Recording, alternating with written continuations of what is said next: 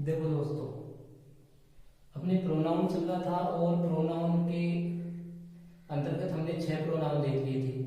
4 pronoun बचे हैं, वो आज हम देखते हैं। तो देखो, आज का अपना जो प्रोनाउन है वो है नंबर 7, जिसका नाम है रिलेटिव प्रोनाउन।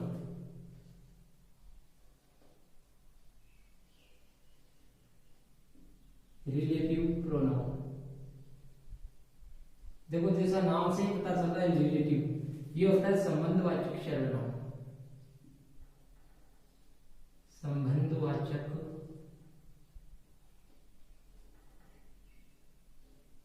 सर्वनाम,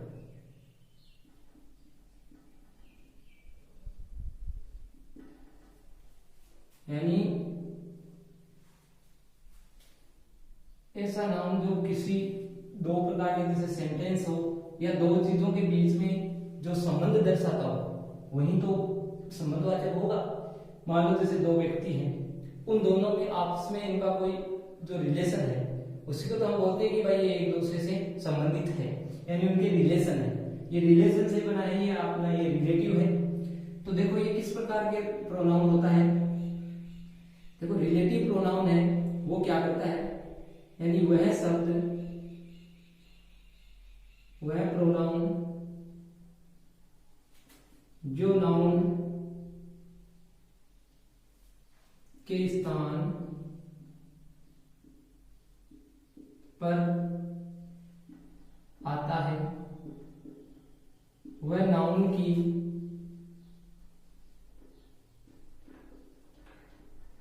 पुनरुक्ति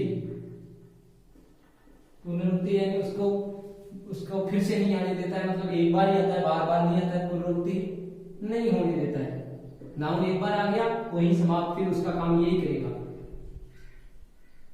पुनरुक्ति नहीं होने देता है। वह दो वाक्यों को जोड़ने का काम भी करता है। नाउन की जगह आता है, नाउन की पुनरुक्ति नहीं होने देता, और दो वाक्य होते हैं उनको जोड़ने का काम भी करता है। वह आपका कहलाता है रिलेटिव प्रोनाउन। देखो, who,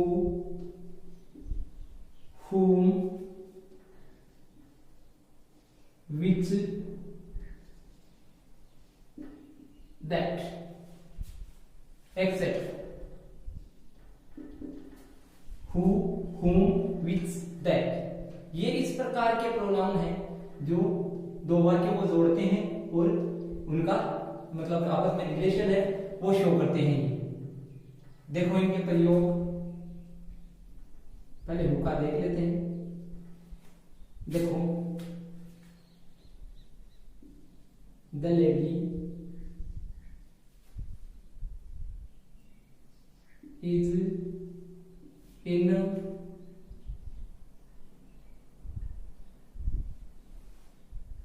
the lady is in pink sari. Who is my mother. देखो, the lady is in pink sari, यानी जो पिंक साड़ी में जो लेडी है, औरत है, वह क्या है, हु इज माई मदर, जो मेरी माँ है। यानी जो पिंक साड़ी में जो औरत है वह मेरी माँ है। तो यानी दो वाक्यों को जोड़ दिया हम किया था। देखो दो वाक्य अलग अलग कैसे होते हैं, बोलते कि वह पिंक साड़ी में है, वह मेरी माँ है, दो वाक्य में, लेकिन ये हु जो है इन दोनों को जोड़ने का काम करती है। ये लिखा है ना, दो वाक्यों को जोड़ने का काम ही करता है। तो इसमें देखो दो वाक्यों को जोड़ दिया, the lady is in pink sari, who is my mother, जो पिंक साड़ी में है वो मेरी माँ है। दूसरा देखिए,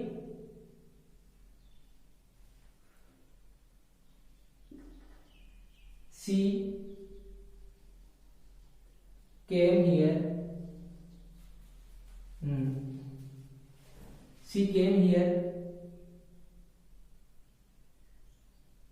या देखो इसको ऐसे कर लेते हैं, see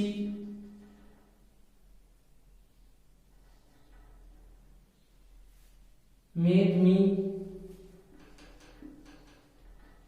who gave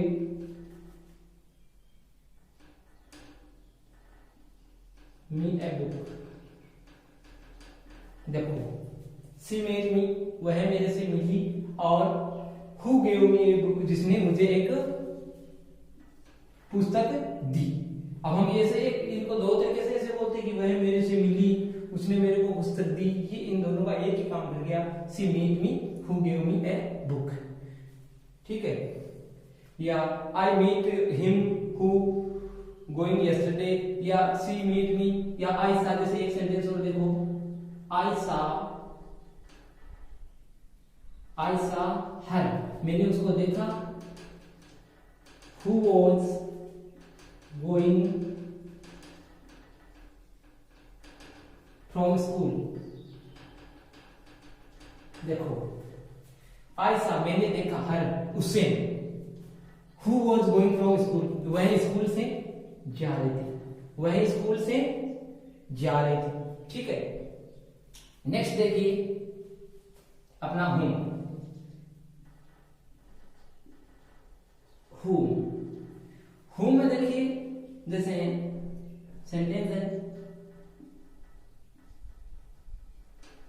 the boys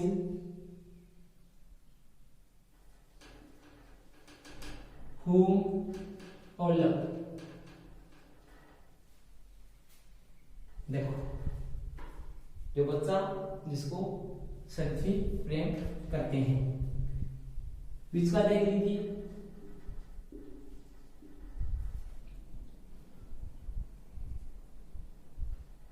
the milk is pure which is useful for health। तो देखो दूध जो शुद्ध होता है वह स्वास्थ्य के लिए अच्छा होता है। दैट का देखिए,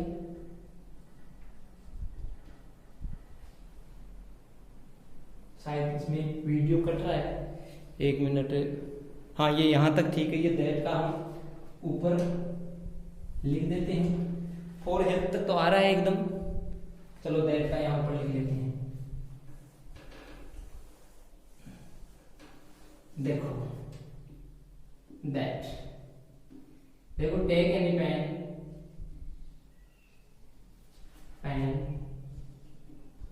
दैट यू लाइक। एक पेन ले लीजिए, टेक एनी पेन, कोई भी एक पेन, दैट यू लाइक जो आप पसंद करते हो, या ऐसे होगा एक पेन ले लो जो आप पसंद करते हो। डायरेक्ट है कि एक पेन जो आप पसंद करते हो वो ले लीजिए, तो ये दोनों को जोड़ने का काम कर दिया। इस प्रकार से होता है आपका ये रिलेटिव प्रोनाउन। अदरवाइज हु, हुम, विच, दैट, WH वर्ड आदि जहां पर हम प्रयोग आदि इनका जब देखेंगे उनका और अच्छे तरह से डीपली अध्ययन कर लेंगे। ज्यादातर इनके प्रयोग है वो इसी प्रकार से किए जाते हैं। फिर देखो अपना है 8 नंबर।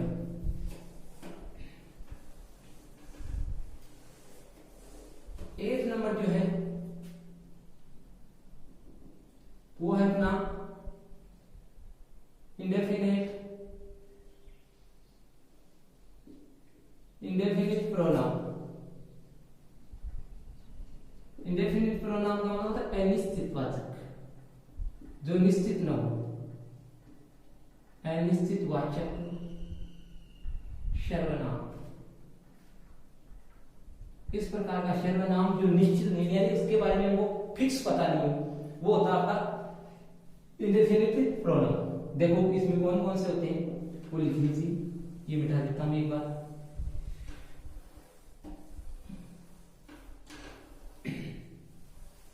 देखो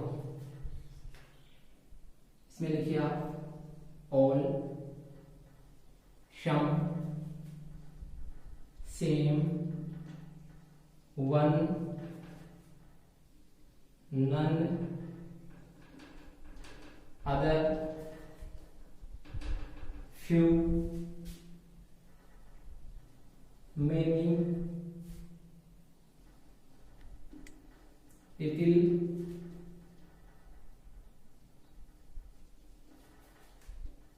everyone, everything, everybody,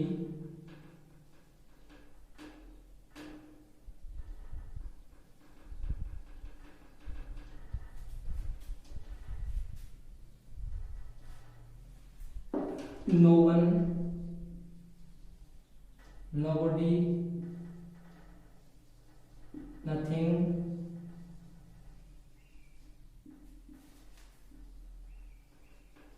someone,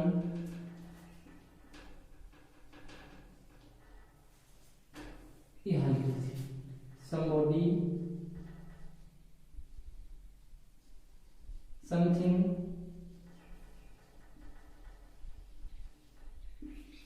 etc. इस प्रकार से ये आपके इंडेफिनिट प्रोनाउन होते हैं। देखो ऑल है, सम है, सेम है, वन है, नन है, अदर है, फ्यू है, मैनी है, लिटिल है, एवरीवन, एवरीथिंग, एवरीबॉडी है, नो वन है, नोबॉडी है, नथिंग है, समवन है, समबॉडी है, समथिंग है। ये सारी चीजें हैं, ये किसी चीज का बोध तो करवाती है लेकिन निश्चित नहीं करवाती।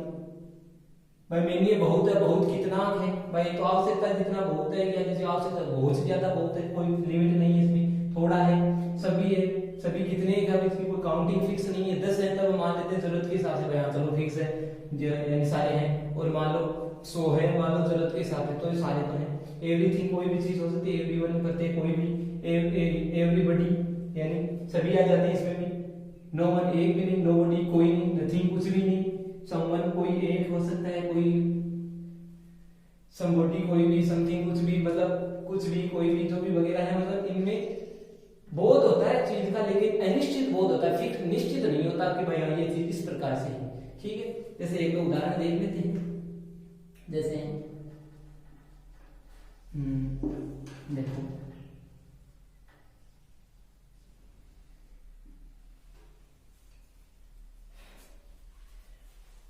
देखो one should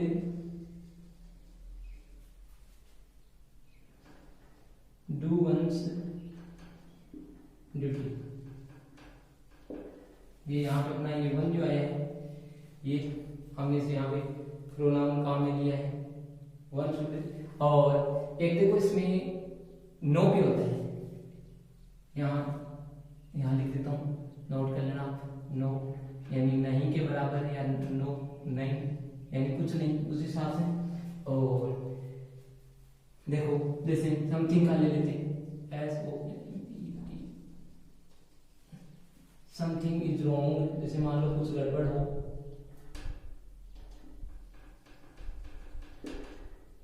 something is wrong है, वो है समवन कैन डू इट, जैसे ये है someone can do it। कोई एक है वो जैसे इस प्रकार वो कर सकता है, या जैसे ये एवरीवन, या एवरीवन भी हो सकता है, इसमें एवरीवन कैन डू इट। मान लो ये ऐसे हो, एवरीवन कैन डू इट। तो इस प्रकार से आपके ये जो इंडेफिनिट प्रोनाउन है वो सेंटेंस में प्रयोग किए जाते हैं। आपको ध्यान रखना है कि ये जो वर्ड है ये आपको ध्यान में होने चाहिए। ये आपके ध्यान में है तो सेंटेंस में आएंगे तो आप इनको आसानी से समझ सकते हो, क्योंकि इनके बाद में वर्ब आएगी। वर्ब से पहले अगर आ रहा है ना तो हमेशा वो ये समझना आपकी नाउन या प्रोनाउन ही होता है। अब आपको इनको ये तो पता है कि ये नाउन तो कुछ है नहीं, तो ये प्रोनाउन ही। ठीक है, देखो फिर देखते हैं हम अपना 9।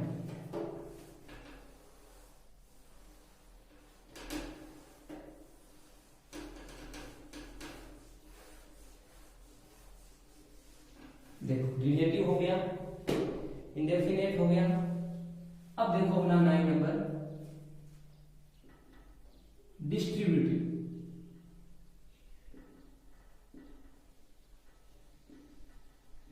Distributive pronoun.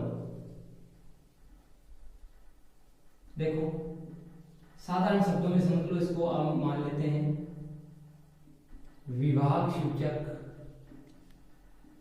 सर्वनाम। विभाग सूचक सर्वनाम यानी डिस्ट्रीब्यूट का मतलब होता है अलग अलग करना।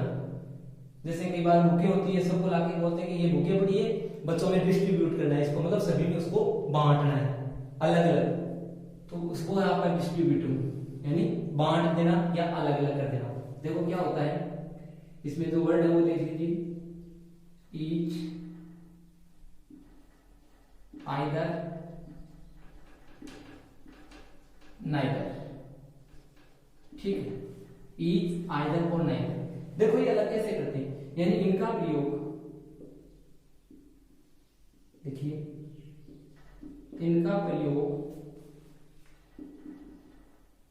दो वस्तुओं या दो व्यक्तियों, दो वस्तुओं या दो व्यक्तियों, है ना, व्यक्तियों के बीच किया जाता है। जैसे देखिए एग्जाम्पल, जैसे each of the boys is honest। देखो यानी प्रत्येक बच्चा है वो ईमानदार है। ये बॉयज है, ये सिंगुलर है, क्यों? क्योंकि ये तो प्लूरल है, लेकिन ये जो वर्ब है वो जब यहाँ पे ईच है, इसका मतलब प्रत्येक बच्चा है, यानी ये बच्चा भी है, ये भी है, ये भी है, सारे आ गए, यानी ईच प्रत्येक। यदि एवरी होता तब तो सारे एक साथ आ जाते, लेकिन ईच है, इसमें भी आते तो सारे हैं, लेकिन वन वन आता है। भाई ये सुरेश है, ये भी आ गया, ये रमेश है, ये भी आ गया, ये सुमन है, ये भी आ गई, ये गीता है, ये भी आ गई, ये रमेश है, ये भी आ गया, मतलब सारे अलग अलग आ गए उसमें। तो कहने का मतलब है तो ज्यादा बॉयज गर्ल्स या जैसे स्टूडेंट्स हो सकता है, लेकिन ये ईच है, इसका मतलब प्रत्येक एक, यानी प्रत्येक बच्चा है वो ईमानदार है, प्रत्येक लड़का ईमानदार है। इस प्रकार से ईच का प्रयोग होता है। जैसे इसमें हम ऐसे मान ले भाई, जैसे each of the students hard worker, भाई कठिन परिश्रमी है। देखो जैसे each of the students is hard worker, यानी प्रत्येक विद्यार्थी जो है वो मेहनती है, ठीक है। आइदर का देखिए,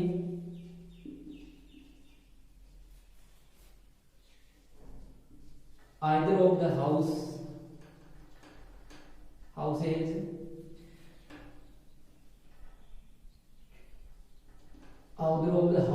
is safe, यानी दोनों, दो के लिए किया जाता है प्रयोग, दो वस्तुएं या दो, तो दोनों है वो दोनों के दोनों सेफ है, यानी दो घर है दोनों सेफ है। दूसरा सेंटेंस जैसे नाइदर, ठीक इसका उल्टा हो जाएगा, ये यहाँ पे ई बड़ा है क्योंकि सेंटेंस शुरू हो रहा है। कोई भी सेंटेंस हम शुरू करते हैं तो उसका फर्स्ट वर्ड है वो कैपिटल होता है, ठीक है। ये भैया neither of the houses is safe. देखो आइदर का मतलब वो पॉजिटिव है, इसलिए भाई दोनों घर सेफ हैं, और neither of the houses is safe इसका मतलब दोनों में से कोई भी घर सेफ नहीं है। दो घर हैं, आइदर आगे इसका मतलब पॉजिटिव था इसलिए दोनों के दोनों सेफ हैं, नाइदर इसका मतलब दोनों में से कोई सा भी, यानी ये भी सेफ नहीं है, ये भी सेफ नहीं है। इस प्रकार से आपके डिस्ट्रीब्यूटिव जो प्रोनाउन है उसका प्रयोग किया जाता है, ठीक है। अब हम देख लेते हैं अपना लास्ट और अंतिम प्रोनाउन, ये नोट कर लेना, ये हो गया 10 नंबर। और देखो बहुत ही इजी है, शायद आपने इसके बारे में पढ़ा होगा, नहीं भी पढ़ा है तो आज हम पढ़ लेंगे, क्योंकि ये एक अजीब सा प्रोनाउन है।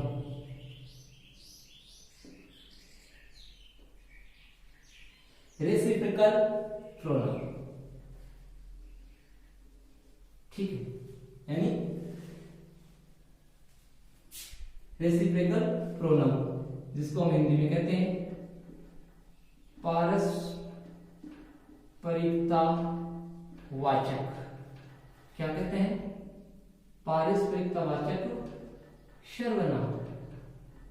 ये हो गया आपका पारस्परिक का वाचक सर्वनाम। अब देखो इसका क्या क्या होते हैं वो देख लेते हैं। इसमें दो ही चीज है, एक तो होता है ईच अदर और एक होता है वन अनदर। वन अनदर बस दो ही है इसमें। ईच अदर का प्रयोग होता है दो व्यक्तियों के बीच अगर मान लो कोई बात हो रही है तो वहां तो होता है ईच अदर का। और दो से अधिक अगर हो तो होगा आपका वन अनदर का प्रयोग। दो से अधिक व्यक्तियों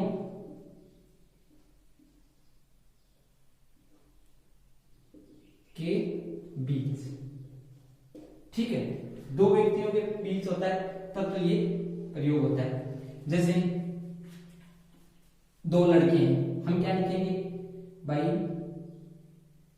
दो व्यक्ति दूर पे वो लड़ रहे हैं तो हम उन दोनों लड़के के लिए क्या बोलेंगे भाई, वे है वो एक दूसरे से लड़ रहे हैं। देखिए ये हो जाएगा आपका they are fighting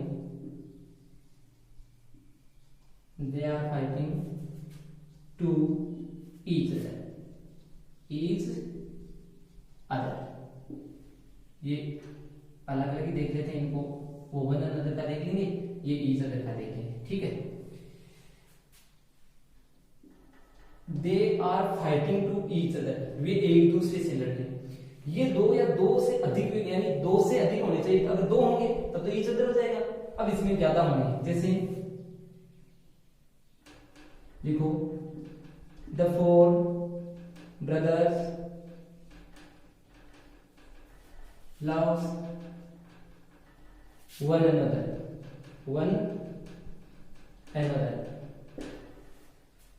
The four brothers loves one another. चार भाई हैं जो एक दूसरे से प्रेम करते हैं। भाई कितने हैं? चार, और एक दूसरे से प्रेम करते हैं। इस प्रकार से साधारण है, कोई भी दो व्यक्तियों के बीच का होता है भाई, वो एक दूसरे के साथ कोई भी चीज शेयर करते हैं, भाई अपना खाना शेयर करते हैं, तो ये हो जाएगा भाई they share their food to each other. या ये जैसे फाइटिंग टू ईच अदर है, ये डायरेक्ट भी हो सकता है, ये टू लगना नहीं भी लगाए तो कई बार सेंटेंस बढ़ जाता है ईच अदर। जैसे एक सेंटेंस को देख लेते हैं, ठीक है, लिखिए टू ब्रदर्स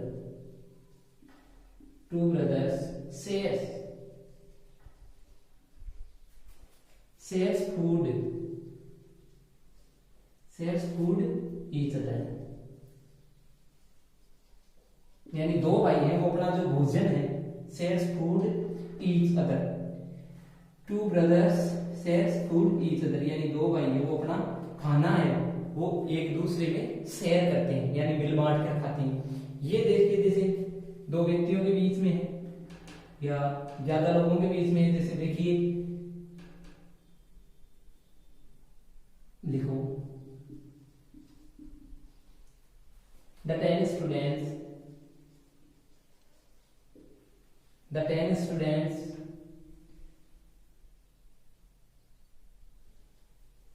चलो ये क्या करते हैं, मान लो जैसे इनमें कोई टॉफियां कोई पेन वगैरह है वो उनको मिला है, जैसे 10 स्टूडेंट्स डिस्ट्रीब्यूट करते हैं या जैसे शेयर करते हैं। चलो डिस्ट्रीब्यूट लिख लो, DIS डिस्ट्रीब्यूट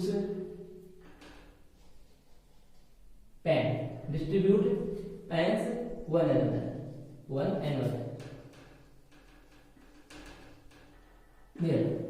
यानी 10 विद्यार्थी है, 10 students distributes pen one another, यानी उन्होंने एक दूसरे में उन पेनों को बांटा। इस प्रकार से वन अनदर, यानी देखो ईच अदर दो व्यक्तियों के बीच, वन अनदर दो से अधिक चाहे कितने हो उनके बीच, बातें दोनों की सेम ही रहती है, वही काम ये करेंगे वही करेंगे, लेकिन ये दो के बीच है और ये दो से ज्यादा के बीच है। इस प्रकार से ईच और ये वन अनदर का प्रयोग होता है, ठीक है। अब देखो एक छोटी सी बात इनकी और देख लेते हैं।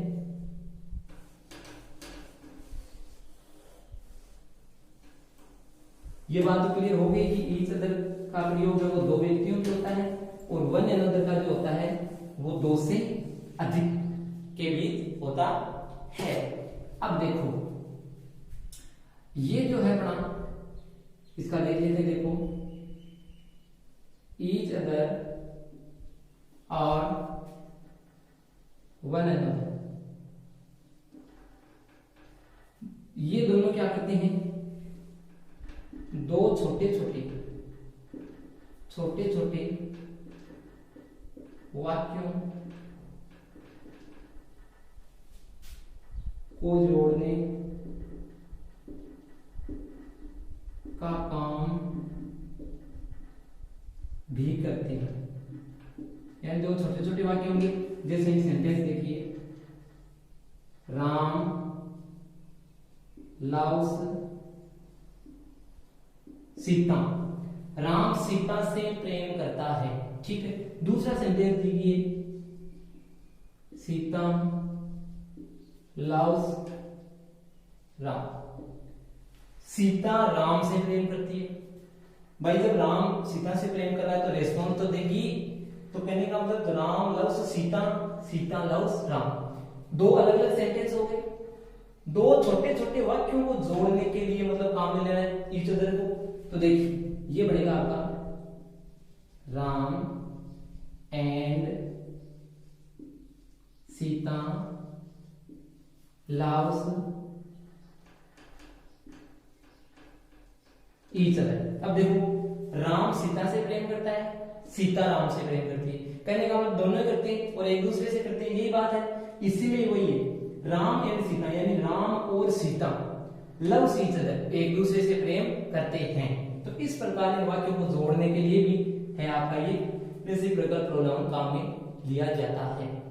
इस प्रकार से है ये अपने 3 प्रकार के जो प्रोनाउन है वो होते हैं कंप्लीट। और अब हम आगे जो वीडियो है उसमें बात करेंगे एडजेक्टिव के बारे में। प्रोनाउन इस प्रकार से अपने कंप्लीट होते हैं। अगर किसी को समझने में कोई दिक्कत हो तो वो अवश्य कमेंट करके पूछ सकता है। किसी भी प्रकार की कोई दिक्कत हो, कोई चीज समझ में नहीं आई हो तो कमेंट करें और उसके बारे में पूछ सकता है, ठीक है। उम्मीद करता हूं ये प्रोनाउन का टॉपिक अपना है वो आइए इसका 5th पार्ट है और ये 5th पार्ट में कंप्लीट होता है। शायद आपको अच्छे से समझ में आया होगा। धन्यवाद दोस्तों।